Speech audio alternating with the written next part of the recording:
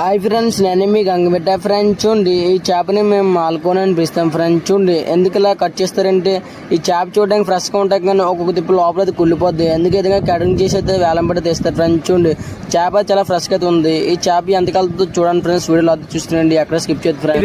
44,500, 44,000, 43,500, 43,000, 42,500, 42,000, 41,500, 41, 40,500, 40,000, 39,500, 39,000, 38,500, 38,000, 37,500, 37,000, 36,500, 36,000, 35,500, 35,000, 34,500, 33,500, 33,000, 32,500, 32,000, 31,500, 31,000, 30,500, 30,000, 29,500,